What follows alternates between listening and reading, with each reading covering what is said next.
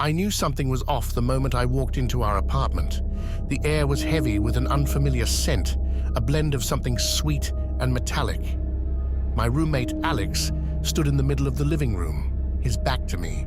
He was still, too still, as if he were a mannequin, placed in an unnatural pose.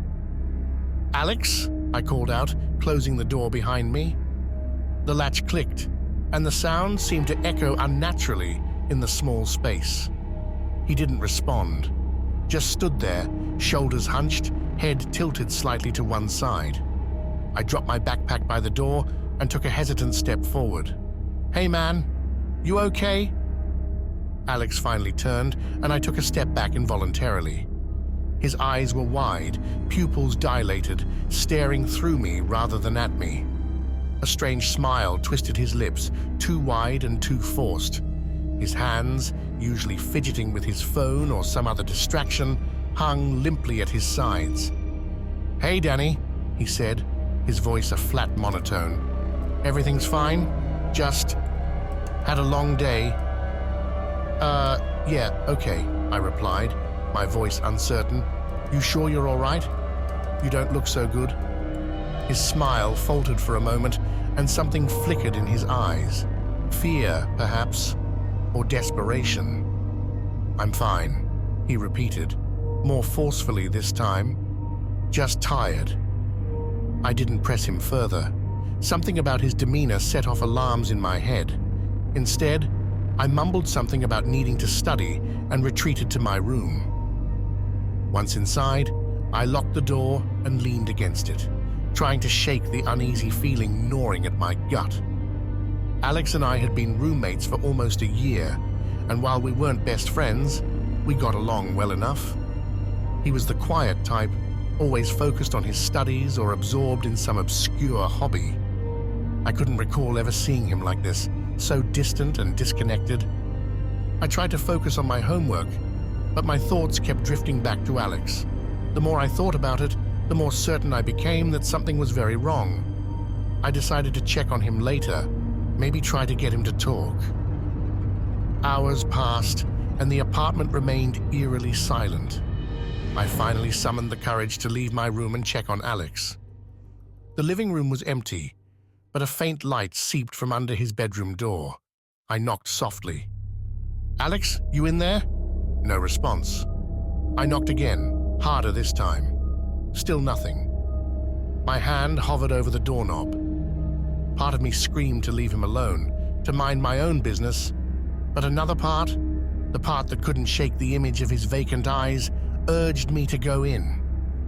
I turned the knob slowly and pushed the door open. The room was dark, save for the glow of his computer screen, casting long shadows across the walls. Alex was sitting at his desk, back to me, hunched over something I couldn't see. "Alex," I said softly, "what are you doing?" He didn't move. I stepped closer, my heart pounding. "Alex?" I reached out and touched his shoulder. He jerked upright, spinning around to face me. For a split second, I saw sheer terror in his eyes.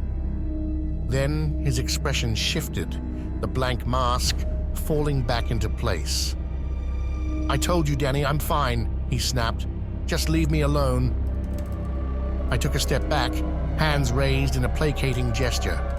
Okay, I was just worried about you." "Don't be," he muttered, turning back to his desk. "I'm fine." I left him there, my mind racing. There was something on his desk, something he didn't want me to see. I couldn't help but feel that whatever it was, it held the key to his strange behavior. That night, sleep eluded me. Every creak of the apartment, every rustle of fabric seemed magnified in the darkness. I kept imagining Alex sitting in his room, doing God knows what. When I finally did drift off, my dreams were plagued with shadows and whispers, faceless figures that seemed to reach out for me. The next morning I found Alex in the kitchen, making breakfast as if nothing had happened. He greeted me with a forced smile, and I tried to act normal, but the tension between us was palpable. I went to class, but my mind was elsewhere. I knew I had to find out what was going on with Alex. The more I thought about it, the more convinced I became that whatever he was hiding in his room was the cause of his strange behavior. That evening, I waited until I heard the shower running. It was a rare opportunity, and I knew I had to take it. I crept into Alex's room, my heart pounding in my chest. His desk was cluttered with papers and notebooks, but one thing stood out. A small leather-bound journal, its cover worn and stained. I picked it up, hands trembling, and flipped it open. The pages were filled with Alex's handwriting, but as I read, a cold chill settled over me. The journal detailed strange rituals and incantations, references to ancient texts and creatures from beyond our world. My breath caught as I read about a summoning ritual, one that promised power and knowledge, but at a terrible cost. The sound of the shower stopped abruptly, and panic surged through me. I shoved the journal back into its place and bolted from the room, just as Alex stepped out of the bathroom, a towel wrapped around his waist. "What were you doing in my room?" he demanded, eyes narrowing. "Nothing," I stammered. "Just looking for my phone charger. I thought I might have left it in there." He stared at me for a long moment, and I could see the wheels turning in his head. Finally, he nodded, though his expression remained suspicious. "Don't go into my room again," he said, his voice low and threatening. I nodded, retreating to my own room. My hands were shaking, and I felt sick to my stomach. The journal had hinted at something dark and dangerous, something that Alex had dabbled in. I knew I couldn't confront him directly, not without risking whatever fragile sanity he had left. Over the next few days, I watched Alex carefully. His behavior grew increasingly erratic. He would disappear for hours, coming back looking haggard and exhausted. His eyes took on a haunted look, and he started muttering to himself strange words that sent chills down my spine. One night, I heard him talking in his room, a low, urgent whisper. I pressed my ear to the wall, straining to hear. The words were in a language I didn't recognize, harsh and guttural. I could hear a second voice too, soft and indistinct, as if coming from a great distance. I couldn't take it anymore. I had to know what was going on. The next day, I skipped my classes and went to the library. I found a quiet corner and pulled out my laptop, typing in keywords from Alex's journal. It didn't take long to find references to the rituals he had written about. The rituals were tied to an ancient, malevolent entity, something that existed beyond our reality. Those who summoned it sought power, but the entity demanded a price, a human soul. The journal had detailed the steps for the summoning, and I realized with growing horror that Alex had followed them exactly. I had to stop him. I couldn't let him go through with it, whatever the cost. That night, I waited until I was sure Alex was asleep. I crept into his room, the journal clutched in my hand. I found the page with the final incantation, the one that would complete the summoning. I tore it out, my hands shaking. As I did, a low growl filled the room. I froze, the hair on the back of my neck standing on end. Slowly, I turned around. Alex was standing in the doorway, his eyes wide with fury. "What are you doing?" he hissed, his voice barely recognizable. "I can't let you do this, Alex," I said, backing away. "You have no idea what you're messing with." His face contorted with rage, and he lunged at me. I stumbled back, tripping over his chair and falling to the floor. He grabbed the torn page from my hand, his eyes wild.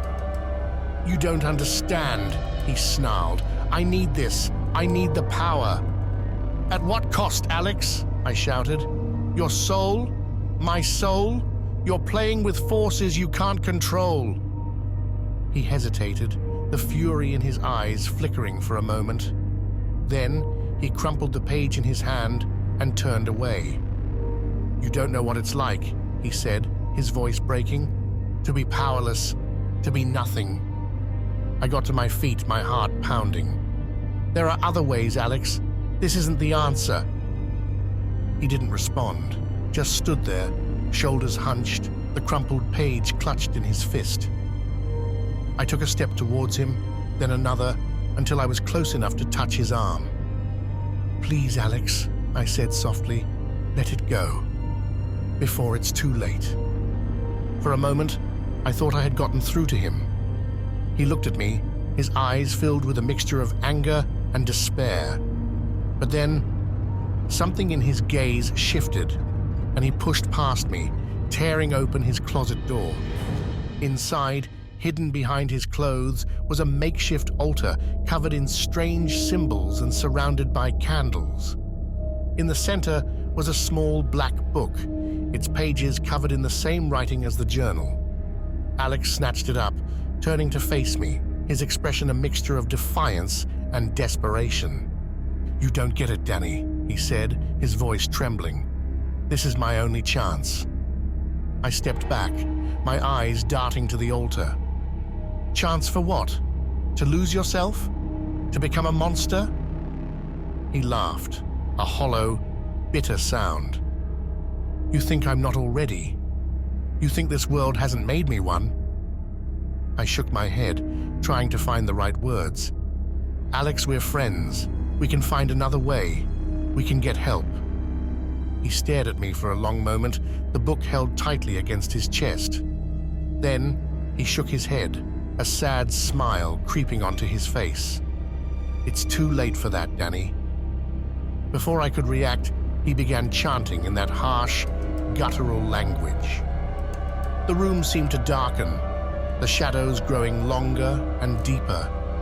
A cold wind whipped through the space, carrying whispers that made my skin crawl. "No!" I shouted, lunging at him. I grabbed his arm, trying to wrench the book from his grasp, but he was stronger than I expected. He shoved me away, and I fell to the floor, the breath knocked out of me. The chanting grew louder, and the room seemed to twist and warp around us. The shadows coalesced into a dark, writhing mass at the center of the altar, taking on a vaguely humanoid shape. The air was filled with a sickly sweet smell, like rotting flowers.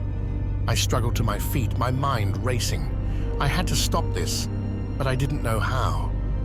Then I remembered the journal, the page I had torn out. It had to contain the counter-ritual, the way to banish whatever Alex had summoned. I scrambled to find the page which had fallen to the floor during our struggle. I picked it up, my eyes scanning the text. It was written in the same ancient language, but I could make out enough to understand what I needed to do. I began to chant, my voice shaky but growing stronger with each word. The entity at the altar turned towards me, its eyes glowing a sickly green. Alex's chanting faltered, and he looked at me with a mixture of anger and fear. "Danny, no!" he shouted, but it was too late. The air around us crackled with energy, the shadows writhing and twisting in agony. The entity let out a terrible scream, a sound that seemed to pierce my very soul. I kept chanting, my voice growing louder, drowning out Alex's protests.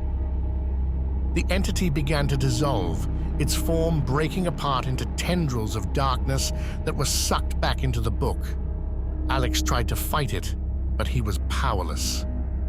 The book was wrenched from his hands and slammed shut with a deafening bang. The room went silent, the shadows receding. The air was still and cold, the only sound, my own ragged breathing. Alex collapsed to the floor, his eyes wide and unfocused. I rushed to his side, shaking him gently. "Alex? Are you okay?" He blinked, his gaze slowly coming back into focus. "Danny, what have I done?" I pulled him into a hug, relief flooding through me. "It's over, Alex, it's over." But as I held him, I couldn't shake the feeling that it wasn't truly over. The entity might be gone, but the darkness it had brought with it still lingered, like a stain that could never be fully erased. In the days that followed, Alex and I tried to return to our normal lives, but things were never the same. He was quieter, more withdrawn, haunted by what he had almost unleashed. I did my best to support him, but I couldn't ignore the nagging fear that something had changed in him, something I couldn't fix. One night, as I was getting ready for bed, I heard a soft tapping at my window. I pulled back the curtain and froze. There, pressed against the glass, was a pale, gaunt face, its eyes glowing with an unnatural light. "Danny, It whispered, its voice like the rustle of dead leaves. let me in." I stumbled back, my heart racing. I grabbed my phone and called the police, but by the time they arrived, the face was gone, leaving only a faint trace of frost on the glass. They found no sign of an intruder, and I tried to convince myself it was just a nightmare. But deep down, I knew the truth. The entity might have been banished, but it wasn't gone. It was out there, watching, waiting, and it wasn't done with us yet. Weeks passed, and the sense of unease grew stronger. Alex became more reclusive, barely leaving his room. I found him one night, staring at the black book, which he had somehow retrieved from wherever it had vanished. "Alex, we need to get rid of that thing," I said, my voice trembling. He looked up at me, his eyes hollow. "I can't, Danny. It won't let me." Desperation clawed at me. "Then we need to find someone who can. A priest, an exorcist, anyone." But Alex just shook his head. "It's too late. It's part of me now." I didn't know what to do. Every night, I could feel the entity's presence, a cold, malevolent force lurking in the shadows. And every night, the whispers grew louder, calling to me, tempting me. One evening, I came home to find Alex gone. His room was empty, the black book lying open on his bed. I picked it up, my hands trembling, and saw that he had written something on the last page. "Forgive me, Danny. I can't fight it anymore." Panic surged through me. I grabbed my coat and ran out of the apartment, calling his name. The campus was dark and deserted, the cold wind biting at my skin. I searched everywhere, but there was no sign of him. Then I saw it, a figure standing at the edge of the woods, barely visible in the dim light. I ran towards it, my heart pounding.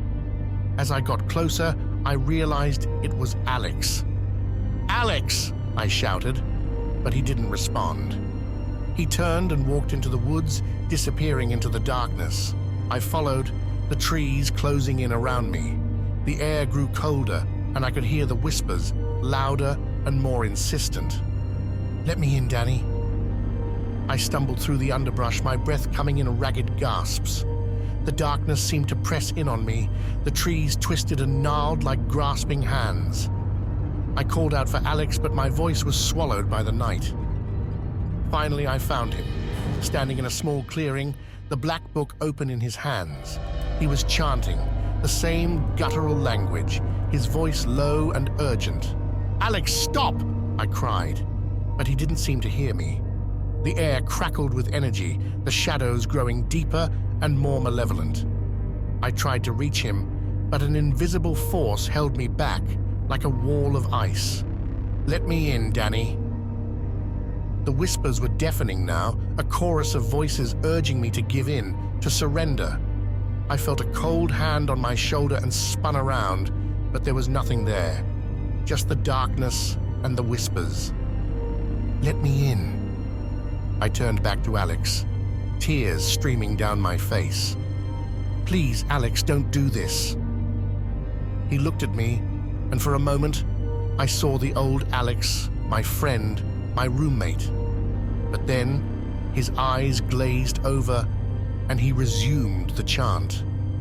The shadows surged forward, enveloping him. The book fell from his hands, landing at my feet. I picked it up, the pages burning hot to the touch. I knew what I had to do.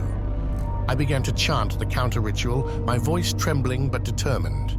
The shadows recoiled, and the whispers grew frantic, pleading. "Let me in, Danny. Please." I ignored them, focusing on the words, the ancient language flowing from my lips. The darkness writhed and twisted, the air filled with a high-pitched scream. Then, with a final desperate cry, the shadows exploded, dissolving into nothingness. The air grew still, the cold dissipating. I ran to Alex, who lay on the ground, unconscious but alive. I shook him gently, relief flooding through me when he opened his eyes. "Danny," he whispered, his voice weak. "I'm here," I said, tears of relief streaming down my face. "It's over." We stumbled back to the apartment, exhausted and shaken. The black book was gone, leaving only a faint scorch mark on the ground. In the weeks that followed, Alex slowly returned to his old self. The darkness that had plagued us seemed to lift, and the whispers faded into memory. But sometimes, late at night, I would wake to find him staring out the window, a haunted look in his eyes. And I knew that while we had banished the entity, the scars it left would never fully heal. We never spoke of the Black Book or the rituals again. We focused on our studies, trying to rebuild our lives. But the memory of those dark days lingered, a shadow that followed us wherever we went. And every now and then, when the wind howled and the night was at its darkest, I could still hear the whispers, faint but persistent, reminding me that some secrets are never truly buried. Let me in, Danny. Let me in. Thanks for watching. If you enjoyed this video, consider subscribing for more content like this.